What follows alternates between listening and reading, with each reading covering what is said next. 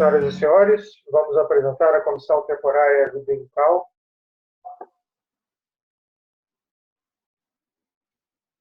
Nosso coordenador, Amir Samad, arquiteto e urbanista, formado pela PUC Paraná em 1998. Aqui temos um exemplo de alguns trabalhos feitos pelo nosso colega. Meu nome é Fabrício Canuto, sou arquiteto e urbanista, formado pela FAU-UFRJ, 1997, e atualmente faço uma especialização em engenharia mecânica na UFPR de energias renováveis.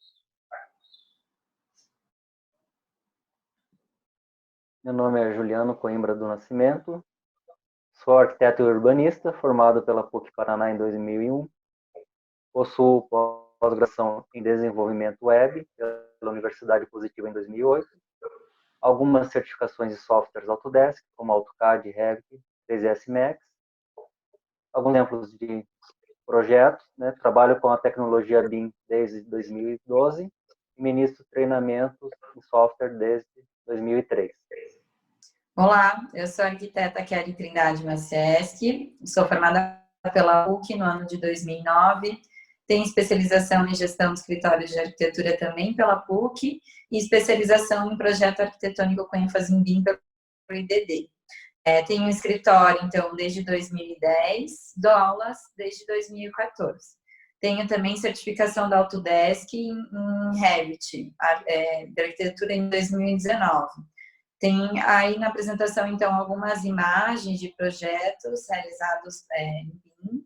A gente já trabalha aqui em BIM desde um pouquinho antes da especialização, então a gente já tem uma certa experiência nisso. Eu falo a gente, porque agora quem vai falar é a minha sócia Morgana. Boa tarde, eu sou a arquiteta Morgana Voltolini, sou formada pela PUC em 2013, fiz pós-graduação em projeto arquitetônico com ênfase em BIM em 2015. Então, como a Kelly disse, a gente é sócias, já desde que eu entrei no escritório em 2013, a gente já trabalhava com software BIM e um pouquinho antes da pós a gente começou a entrar no mundo BIM mesmo, né? E daí a gente fez a pós e até hoje trabalhamos em BIM. Aqui também alguns exemplos de projeto. A gente trabalha tanto com residencial, comercial e também com alguns meios construtivos diferenciados, como container, steel frame, wood frame. Bom, nós então, como a gente começou a mexer com o BIM e a gente viu que existia poucas pessoas que ainda mexiam, né, poucos escritórios, a gente se reuniu, se conheceu em uma palestra do Fabrício e decidimos então montar um grupo no CAL, né, uma comissão temporária de BIM no CAL, para tentar trazer também esse conhecimento do BIM para outros escritórios. Então, a gente começou tentando identificando esse problema. Então, da falta de conhecimento dos profissionais no BIM, a gente também viu uma pesquisa da Agência Brasileira de Desenvolvimento Industrial que a adoção do BIM pode resultar num gasto total de obra em cerca de 10% e elevar a produtividade em torno de 10%. Com 50% das empresas da construção civil até 2028 vão adotar o BIM e elas vão ampliar em 7% o PIB do setor. Uma sondagem feita em 2018 pela Fundação Getúlio Vargas, com 700 construtoras que atuam no país, apontou que 9% delas apenas usam o BIM hoje. O objetivo do nosso grupo, então, é trazer o conhecimento e também à sociedade, aos nossos clientes, quais são essas vantagens da implementação do BIM. E também possibilitar essa introdução, a implementação e para quem já tem também, né, essa habilidade no processo BIM. Então, mostrar, né, nessa imagem a gente mostra aí que então o BIM, ele não é um software, né, ele é muito mais do que isso, é um processo. A gente pretende, então, através de alguns materiais, trazer essas informações sobre o BIM. A primeira delas, que a gente já fez no ano passado, a gente mandou para a maioria dos arquitetos, então, uma enquete para perguntar se usa o BIM hoje, se trabalha num escritório pequeno, grande, enfim, vários pontos que iriam, né, vão nos ajudar agora nas próximas palestras. Depois a Kelly vai falar um pouquinho sobre essa pesquisa que a gente fez. A gente vai também fazer a propagação de alguns materiais.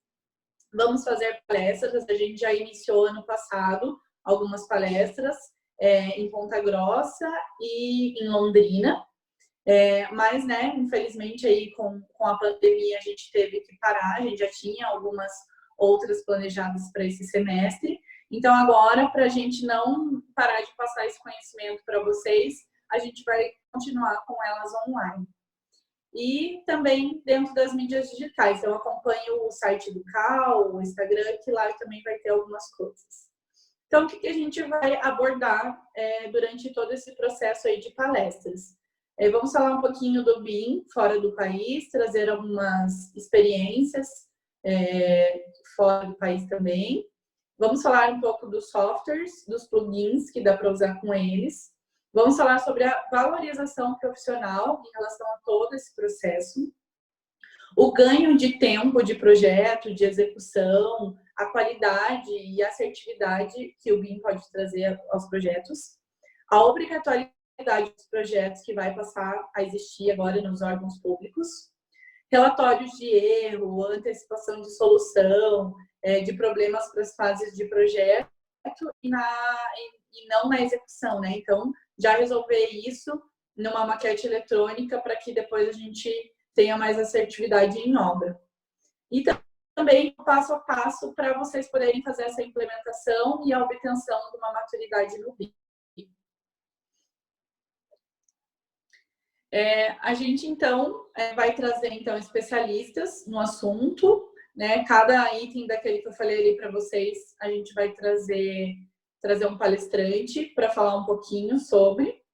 A gente vai falar sobre interoperabilidade, então alguns profissionais de outras áreas, como engenheiros, enfim, que possam trabalhar junto com a gente, para eles nos mostrarem o que eles podem oferecer e como que a gente vai trabalhar em conjunto. E também nós vamos divulgar alguns materiais lá no site do CAL, que a gente já estudou eles e vai separar os melhores materiais para vocês.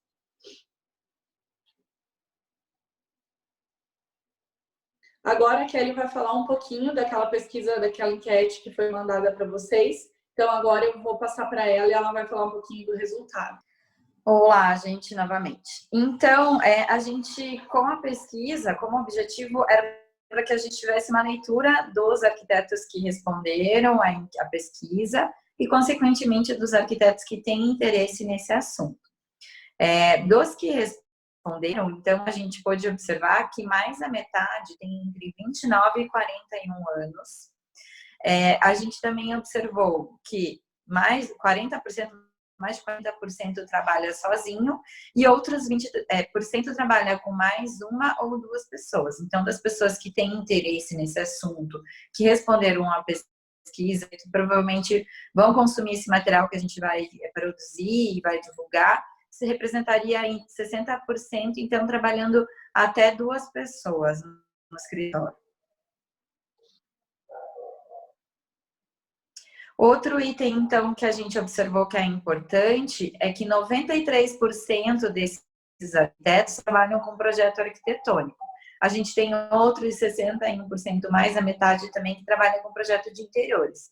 Então, a gente vai sempre focar. Claro que a gente vai também abordar temas como paisagismo, projetos complementares em infraestrutura, mas, claro, a gente vai priorizar aí essa parte, então, de projeto arquitetônico e projeto de interiores.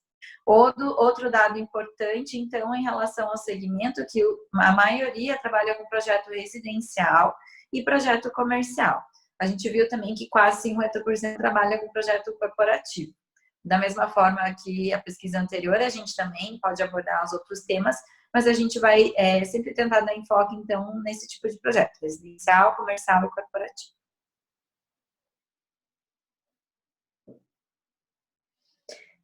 A gente também fez uma pergunta em relação, para entender um pouco melhor qual que é o nível de entendimento das pessoas em relação ao que é BIM.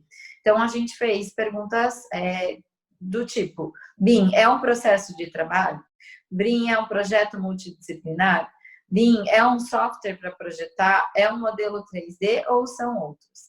A gente viu na pesquisa que 42% considera BIM um processo de trabalho, que é o que a gente, como comissão, acredita e o que a maioria da bibliografia traz. Ou 36% acredita que é um projeto multidisciplinar e o restante ainda pensa que é só um software, que é só um modelo. Então, o nosso objetivo é que depois da gente apresentar todo esse material, todos entendam que o BIM é um processo de trabalho.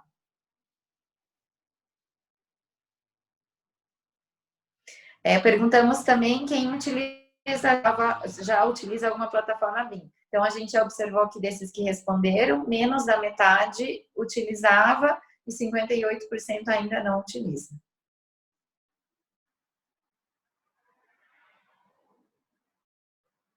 A gente perguntou também desses que trabalham com BIM, com quanto tempo eles trabalham. Então, a gente vê por esse gráfico que está bem dividido. Então, 29% trabalha menos de um ano, 21% entre 1 ano e 2, de 3 a 5, 28, e mais de 5 a 22. Esse gráfico mostra para a gente, então, que essas pessoas vêm utilizando, vêm aprendendo a trabalhar, iniciou o trabalho com BIM de forma bem distribuída. Não teve uma parte que começou em menos de um ano, uma parte maior, ou uma parte maior que trabalha mais de 5 anos. Então, a gente vê que o pessoal, com o passar dos anos, vem tomando conhecimento e vem passando a trabalhar com isso.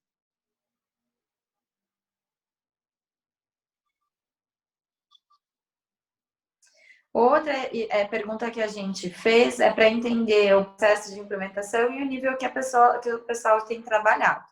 Então, desse pessoal que trabalha, quase 100%, 97%, gera modelo 3D. Então, gera a maquete tridimensional.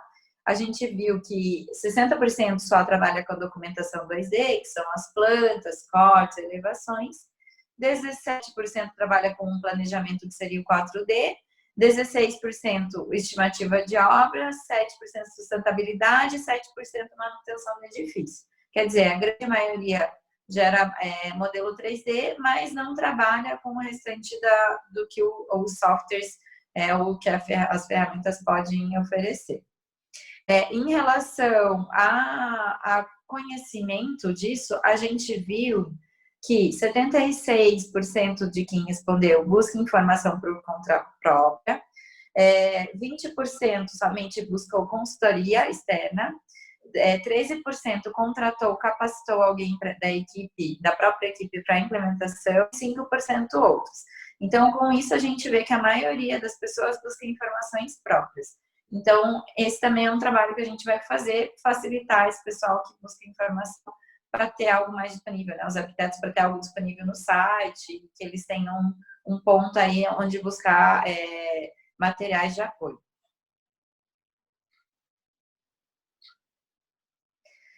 Outras ações para o fomento de BIM que a gente pediu, as pessoas, qual que era a sugestão delas, né? Então, a gente teve 91% de sugestões de curso e treinamento.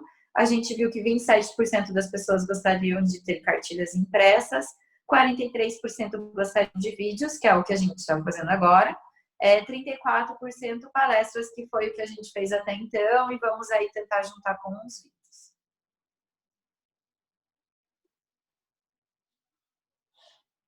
Ok, gente. Então, vamos passar então para a apresentação.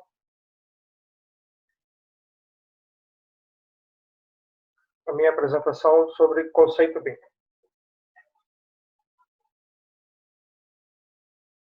Na década de 60, a NASA, através desses computadores que ocupavam uma sala inteira, utilizavam esses computadores para prever e calcular soluções para a construção de naves para chegar até a Lua.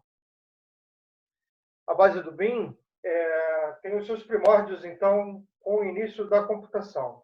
Em 1962, Douglas C. Egbert escreve o artigo Aumentando o Intelecto Humano, onde ele descreve o futuro dos arquitetos. Egbert propôs design baseado em objetos, manipulação paramétrica de banco de dados, sonho que se torna realidade muitos anos depois. O termo BIM tem sua origem em 1992, artigo dos professores Nerdman e Thoman, no artigo Automation Construction. O advento do personal computers no final dos anos 80 e início dos anos 90 fez com que a grande massa tivesse acesso a essa tecnologia. E já nessa época existiam softwares com paramétricos, com informações atreladas a um modelo virtual. Mas foi só em 2009, quando a Autodesk adquiriu o Revit, que houve uma maciça divulgação do termo BIM. Só que BIM não é Revit. Pelo menos não é a única plataforma BIM. Existem mais de 200 programas que trabalham com o BIM, e aqui a gente tem a lista de apenas alguns deles. Tá? O BIM não envolve só projeto, ele envolve execução e operação. O processo envolve toda a vida útil do edifício. No método convencional, nós tínhamos as documentações, as plantas dos edifícios, que eram guardadas para, quando houvesse uma obra, você poder consultar esse material e verificar onde está passando cano, onde passa, qual é a carga elétrica do edifício, para você poder instalar equipamentos a mais. E hoje isso se processa através de um modelo. Né? A diferença é que agora você tem um modelo virtual e esse modelo acompanha toda a vida do prédio, onde você vai acrescentando as informações necessárias para a administração desse edifício. São diversas as dimensões do projeto em BIM, não existe consenso quanto a essa terminologia, e aqui a gente apresenta apenas algumas delas. Né? O 2D, a documentação, 3D, o estudo volumétrico, 4D, compatibilização e planejamento, 5D, estimativas, 6D, sustentabilidade e 7D, acompanhamento. O BIM promove a interação entre diversas instituições profissionais envolvidas no processo, de forma interativa e simultânea. Existe aí uma interoperabilidade dos processos, permitindo às partes interessadas o planejamento de suas ações e trabalhar em conjunto ao mesmo tempo, e através de FC alimentar arquivo federado, onde faz a compatibilização, aumenta a assertividade e diminui o tempo de projeto. Aqui a gente tem uma tabela em que demonstra o desenvolvimento de um profissional ou de um escritório dentro do BIM. Eu não concordo muito com essa classificação, mas, enfim, nós temos aqui no nível 0 o pré-BIM, 2D em CAD, todas as informações são escritas com gerenciamento humano e auxílio do PC fica restrito a facilitar a apresentação e a correção. Cálculos e checagens dessas informações dependem inteiramente do operador. No nível 1, o projeto parte de um modelo 3D, onde componentes desses modelos são paramétricos, e a referência na realidade de cada elemento construtivo. Nesta fase, as disciplinas são tratadas separadamente, e a documentação ainda é composta majoritariamente por desenho 2D. No nível 2, existe um progresso na modelagem 3D para a colaboração e interoperabilidade. Requer um compartilhamento integrado de dados entre as partes envolvidas. No nível 3, passa a colaboração para integração. Os envolvidos no projeto interagem em tempo real, permitindo análise complexa nas fases iniciais do projeto, e o produto final inclui, além da documentação 2D, propriedades semânticas de objetos, princípios, construções enxutas, políticas sustentáveis e etc.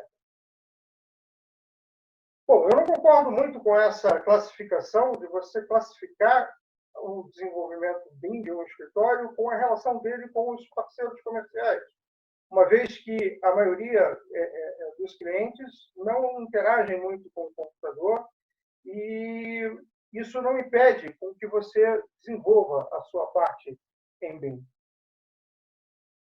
Diferente do nível de desenvolvimento BIM é o LOID.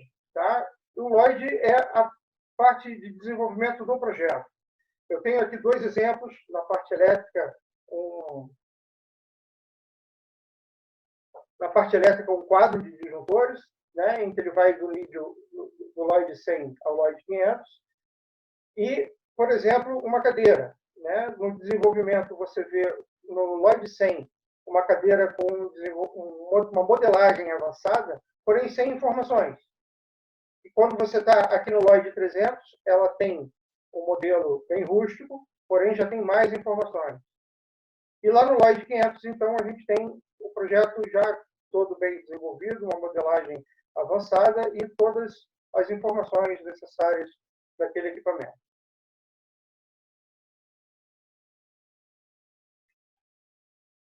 Dentre os personagens desenvolvidos, eu atuo na arquitetura. Tá? Então, a gente tem o proprietário, arquiteto, estruturas, os construtores, né? E eu faço a parte de arquitetura.